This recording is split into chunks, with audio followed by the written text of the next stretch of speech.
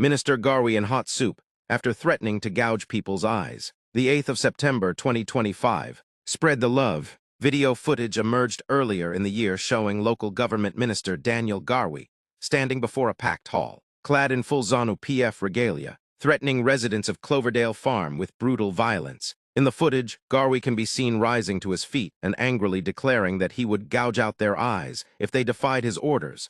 A chilling outburst that has sparked outrage and raised fresh questions over intimidation within the ruling party's ranks. Harare, local government minister, and ZANU-PF Mashonaland, East Provincial Chairperson Daniel Garwe, is facing mounting political turbulence after fresh warnings from within the ruling party over his violent threats and intimidation tactics. Earlier this year, Garwe sparked outrage after footage emerged of him threatening to gouge out the eyes of ZANU-PF members during a heated meeting. In another confrontation, while addressing families he had previously led to settle at Cloverdale Farm before evicting them, he declared, "Ndonokudashiraikazuzase, I will gouge out all your eyes." Now the powerful youth minister, Tino Machikere, has seemingly turned his guns on Garwe. Speaking at a ZANU-PF Women's League meeting in Wedza on Friday, Machikere issued a blunt warning against individuals using threats and intimidation to personalize the party. The president says no one should be left behind,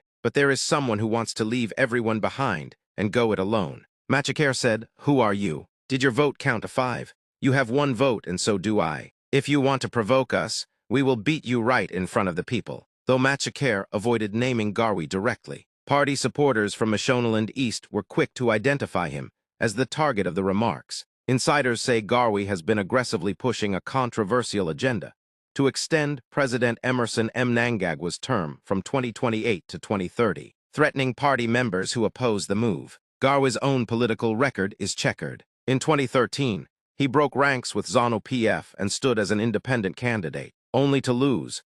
His comeback into the party has since been marked by accusations of arrogance, coercion, and violent threats against colleagues and supporters alike. With Machikere's open defiance, Garwe now finds himself isolated and under pressure, as internal ZANU-PF battles intensify ahead of the 2028 succession question.